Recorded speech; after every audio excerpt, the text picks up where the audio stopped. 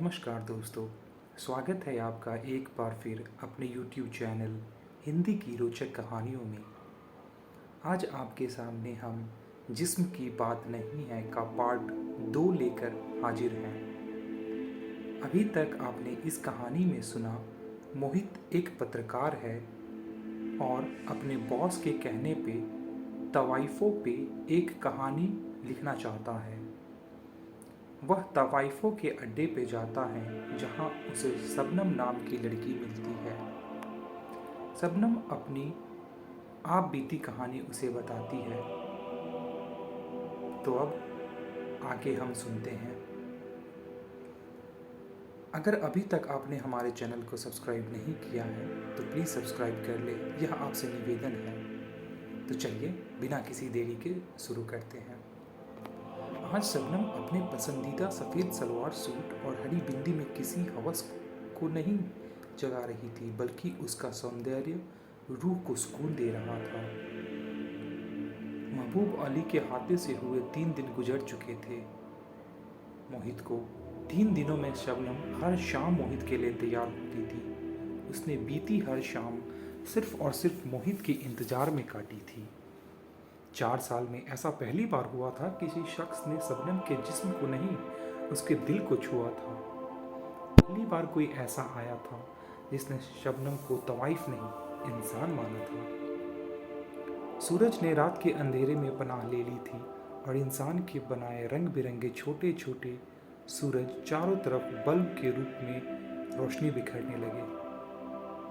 तभी शबनम ने जीने पर कुछ कदमों की आवाज़ सुनी। लल्लन खां के साथ मोहित ऊपर आ रहा था।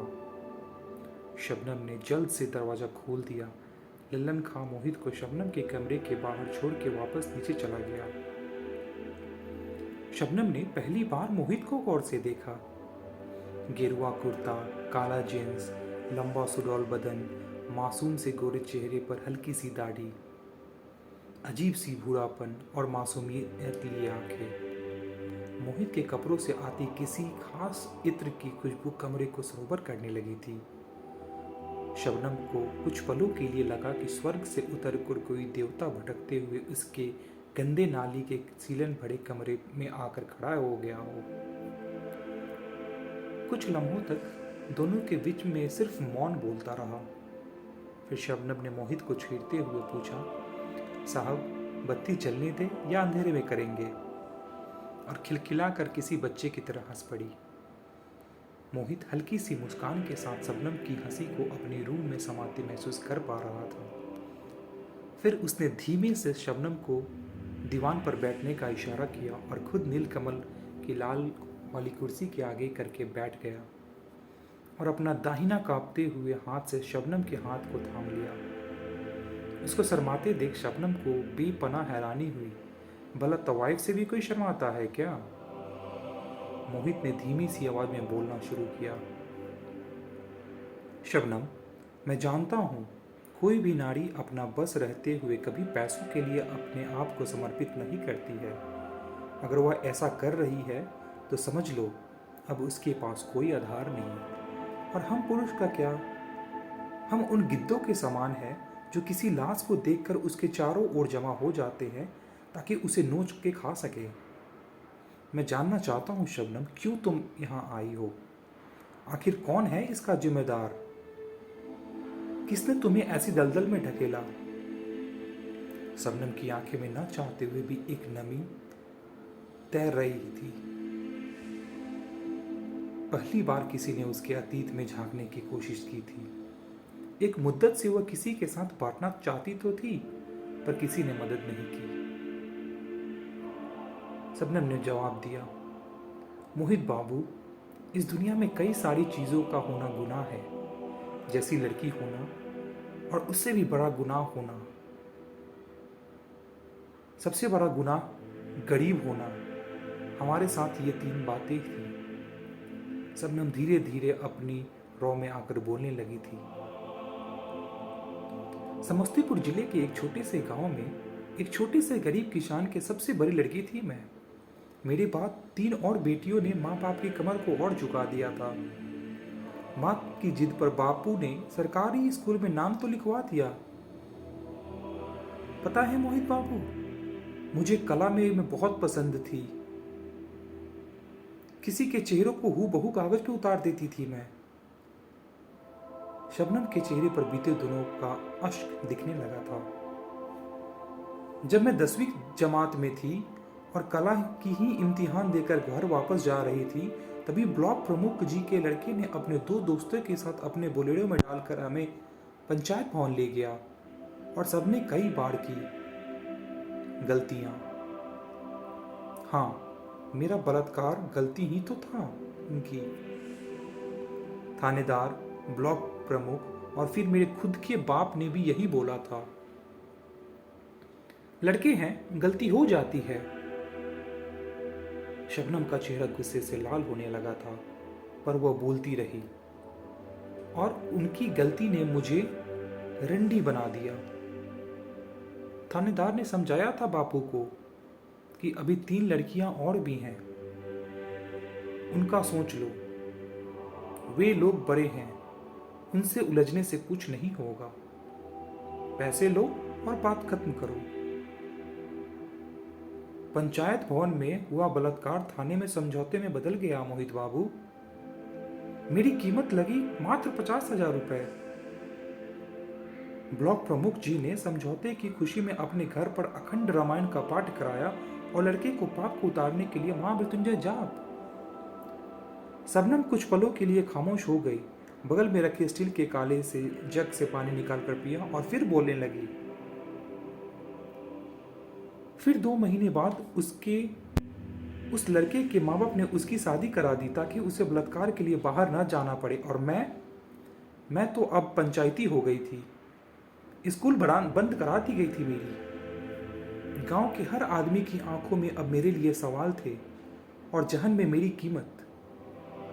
मेरा क्या होगा, माँ बाप को अब सिर्फ यही चिंता थी।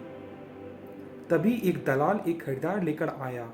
हरियाणा के किसी गांव के एक 42 साल के युवक को अपना घर बसाने के लड़की चाहिए। मैं एक बार फिर से बिक गई। कहने को तो ये शादी थी और हकीकत में ये धोखा निकला। हरियाणा वाले ने 20 दिन मुझे घर में रखने के बाद बंबई के डांस बार वाले को बेच दिया और डांस बार वाले ने बार बंद होने के बाद एक कोठे वाले को। बस तब से अब तक बिकी जा रही हूं मोहित बाबू। हाँ, खुद को बेचने से जो पैसा मिलता है उसे बचाकर घर जरूर बेचती हूँ ताकि फिर मेरी किसी बहनों को बिकना ना पड़े। माँ बाप सब खुश हैं, अब तो कोई फर्क ही नहीं पड़ता। मुझे खुद के बिकने से भी फर्क नहीं पड़ता। शबनम खामोश हो गई। उसकी आंखों में नमी के चंद कतरे थे। मोहित के होठ कुछ कहने के लिए हिले पर उनसे आवाज ना निकली। न जाने कितनी देर तक मोहित आंखें बंद किए कुछ सोचता रहा और फिर बोला, शबनम, एक चुटकुला सुनोगी? शबनम ने जवाब दिया, हाँ जरूर। मोहित ने फिर कहा, तो सुनो, दिल थाम कर बैठिए और सुनिए दुनिया का सबसे छोटा और मजेदार चुटकुला। पैसा। चुटकुला खत्म और अब हंसो। हंसते हंसते वह बिस्तर के नीचे गिर गया और शबनम कुछ समझ ना सकी। प्रिय दोस्तों, होना तो यह था कि शबनम की जिंदगी और तवाइफ की हकीकत को देख और समझ लेने के बाद मोहित को अपने लेख के लिए पूरा मसाला मिल चुका था और अब उसे कोठे पर आना बंद कर देना चाहिए था। पर मोहित को कोठे पर शबनम के पास आना बंद नहीं हुआ। अब तो वो लगभग हर रोज ही अपनी हर शाम शबनम के साथ गुजारने लगा। लल्लन खां से लेकर गेट वाले लड़के तक सबसे मोहित की हल्की सी दोस्ती हो चुकी थी। एक दिन मोहित ने शबनम को बताया था कि वह अब तवाइफ की जिंदगी पर कहानी नहीं लिखेगा, क्योंकि वह नहीं चाहता था कि वह शबनम को चर्चा का विषय बनाए और उसे बेचे। अजीब बात यह है कि खुद को बेचना ही तो शबनम का रोजगार था, फिर भी वह ऐसा सोचता था। खैर, उसने अपनी कहानी तो बंद कर दी, लेकिन उन दोनों की दरमियां कोई नई कहानी बननी शुरू हो गई थी। पता नहीं क्यों मोहित शबनम को प्यार कर बैठा था और इस एक रिश्ते का नाम देना चाहता था। उसे समाज परिवार किसी की परवाह नहीं थी, पर शबनम जानती थी कि वह एक तवाइफ है और सिर्फ तवाइफ ही रह सकती है, और किसी पुरुष से उसका रिश्ता सिर्फ जिस्म और पैसा का हो सकता है। पर शबनम ने अपना जिस्म भले ही कितनी बार कितने लोगों को सौंपा हो, पर दिल तो उसने मोहित को ही दिया है, क्योंकि इस रिश्ते में जिस्म की बात नहीं थी, यह रूह से रूह को जोड़ता रिश्ता था। अपनी अंतिम मुलाकात में मोहित ने अपनी इकलौती उंगली में फनी अंगूठी को उतारकर शबनम की उंगली में पहना दिया था, और पहली बार उसने शबनम का माथा चूमा था। ये एक ऐसा चुंबन था जैसे कि पहली बार किसी बच्चे ने स्लेट पर खड़ियों से क से कबूतर, ख से खरगोश लिखा हो। शबनम मुस्कुराई, जैसे कि मास्टर जी ने बच्चे की स्लेट पर वेरी गुड लिखा हो। मोहित शबनम को बताया था उसे 10 दिन के लिए ऑफिस के काम से कहीं बाहर जाना था, और वापस आकर वो शबनम को हर दम के लिए उसके साथ ले जाएगा, यहाँ से कहीं दूर। शबनम और मोहित के साथ कुछ सपने संजो बैठी थी। उसी रात लखनऊ से वापस अपने कानपुर लौटते समय अपने आने वाले कल के ख्वाबे में गुम मोहित की बस से टक्कर हो जाती है।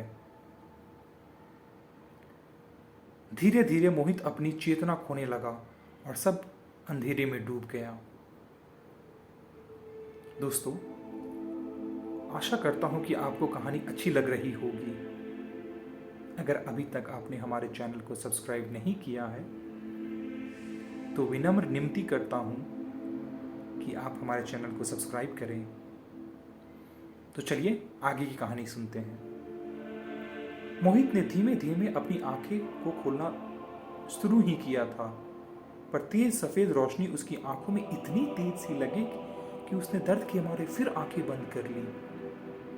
उसने धीमे धीमे कुछ लोगों को बात करते सुना तो जाना कि वो अस्पताल में है। बेहतर इलाज और डॉक्टरों की 27 दिन की अधिक मेहनत ने मोहित की सांसों की डोर को टूटने नहीं दिया था।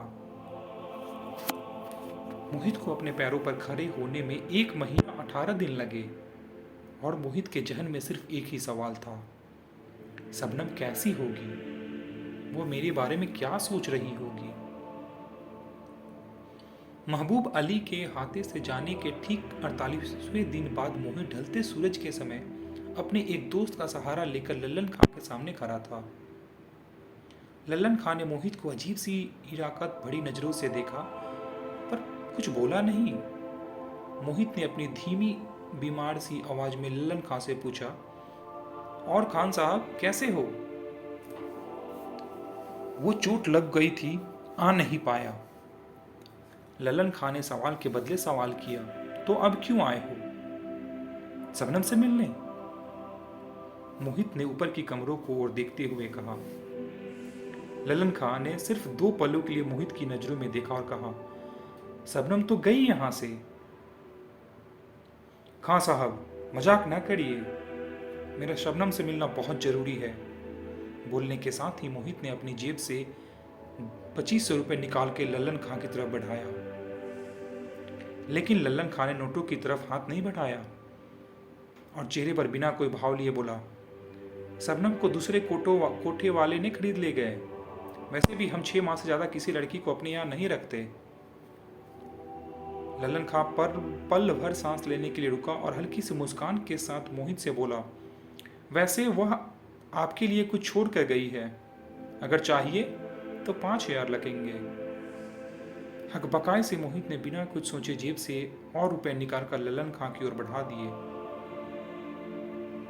लल्लन खां अपने कमरे से लाकर एक लिफाफा मोहित के हाथ में रख दिया। मोहित टपकते पानी के नल के बगल की कच्ची जमीन पर बैठ गया और लिफाफे के ऊपरी सिरे को खोला। लिफाफे से सरक कर शबनम की पीलो फूलों वाली सूट पहने एक तस्वीर जमीन पर गिरी जा रही थी। इसे मोहित ने जल्दी से पकड़ा और नम आंखों से तब तक देखता रहा जब तक उसके साथ आए दोस्त ने उसके कंधे पर अपना हाथ नहीं रखा। मोहित ने लिफाफे में हाथ डाला तो उसे वह अंगूठी निकली जो उसने अंतिम मुलाकात में शबनम को पहनाई थी, और निकला एक 2 पन्नों की टूटी फूटी राइटिंग में लाल स्याही से लिखा वह खत जिसे शबनम ने मोहित के लिए लिखा था। मोहित ने धड़कते दिल के साथ खत को पढ़ना शुरू किया। मोहित बाबू, आप तो बेईमान निकले। और ग्राहक आते हैं और मेरे बदन में अपनी गंदगी डालकर चले जाते हैं। वो मेरा कुछ नहीं ले जाते, बल्कि अपनी इज्जत और नकली चेहरे अपने कपड़ों की तरह मेरे सामने उतार देते हैं। पर आपने तो मेरा गुमान ही छीन लिया। बेहतर होता आप मुझे निचोड़ कर मार देते, कम से कम मेरा गुमान तो रख लेते। एक रंडी से वो भी छीन लिया। तुम्हारे आने से पहले कम से कम इस बात पर गुमान था कि मैं कितनी ताकतवर हूं।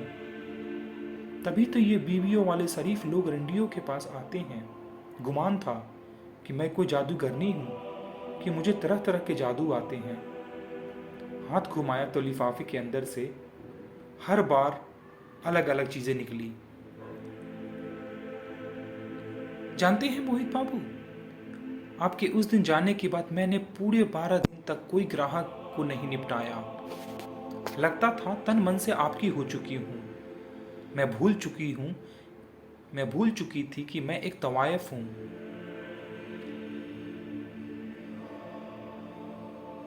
साली, एक दिन तू भी कहीं नहीं रहेगी, यही कहता था लल्लन खां। इन लेखकों के से बहुत दूर रहा करो। सालों से और कुछ तो होता नहीं, तो चलते हैं रंडियों से बात करना। पर मोहित बाबू, मैं इंतजार करती रही, पूरी 1 महीने तक इंतजार किया आपका, हर दिन हर पल, पर आप नहीं आए। दल्ले से मांगकर आपको उस नंबर पर भी फोन किया जो आपने आखिरी बार मुझे दिया था, पर वो नंबर भी आपकी तरफ उपलब्ध नहीं था।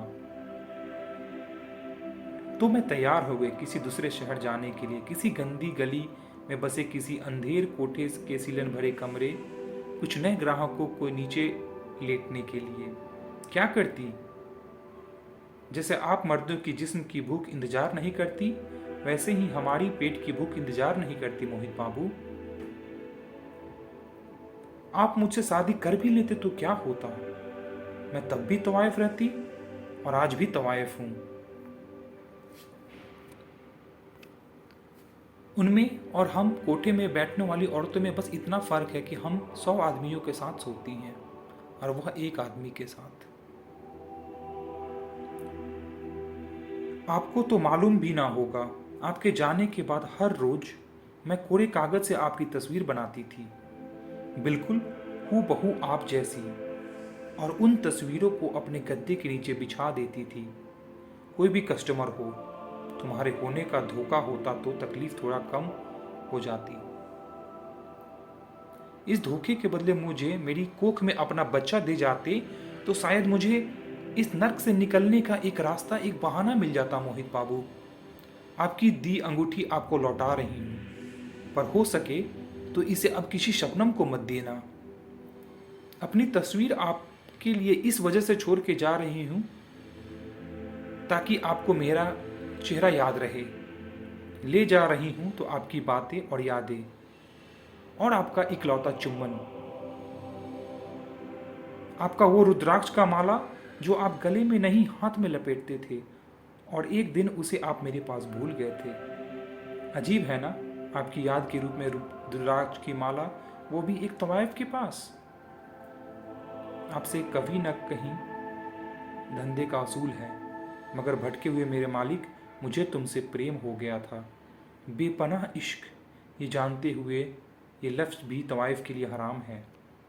खुदा आपको बरकत और खुशियाँ बख्शे। अलविदा आपकी तवाइफ। मोहित के हाथ कांपने लगे, हाथ में थमा खत फड़फड़ाने लगा।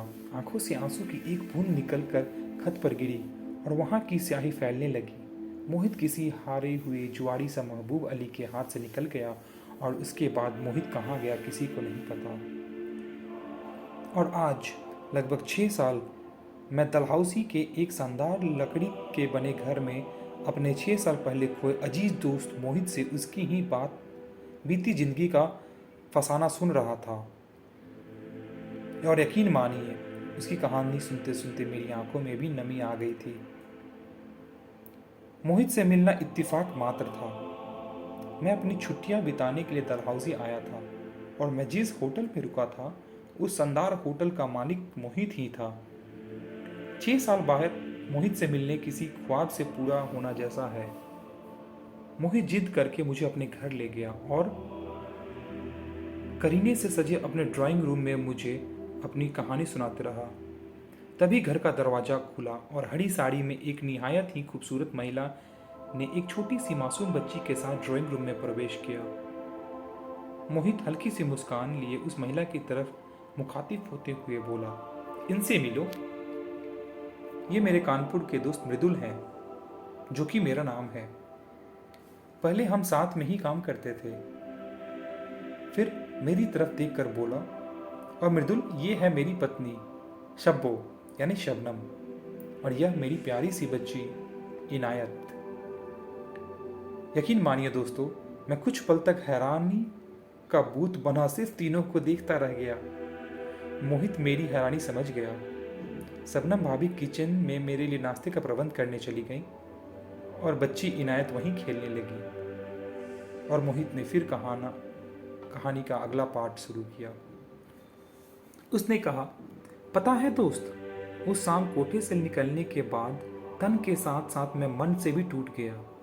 शबनम के बिना जिंदगी रुकी सी लग रही थी। खुद से लड़ता हुआ मैं दूसरे दिन फिर से महबूब अली के हाथे जाकर लल्लन खां से मिला। उससे रोया, उसके पैर पकड़े। तब उसने 15,000 के बदले मुझे सतना मध्य प्रदेश के उस कोठे का पता दिया जहां शबनम को ले जाया गया था।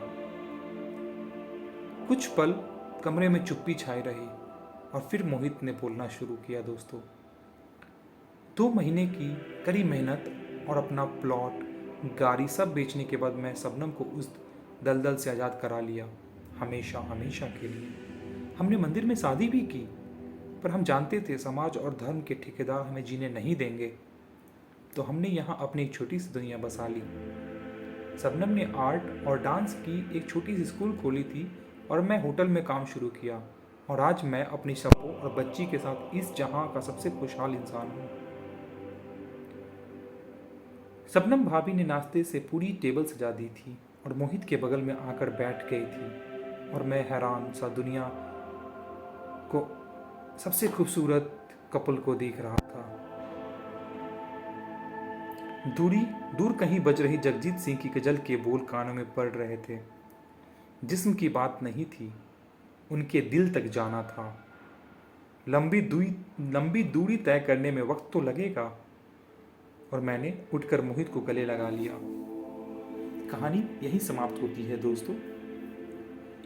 आशा करता हूँ आपको भी यह कहानी पसंद आई होगी। और भी चैनल की कहानियाँ सुनने के लिए, हमारे चैनल की कहानियाँ सुनने के लिए प्लीज़ हमारे चैनल को सब्सक्राइब करें और लाइक करें। आप हमारे चैनल के अन्य भी कहानियाँ देखने के लिए आई बटन को सिलेक्ट कर सकते हैं, जो ऊपर टॉप राइट कॉर्नर पे होगा। अगली कहानी तक के लिए अपना ख्याल रखिए। आपका दोस्त विकी। धन्यवाद।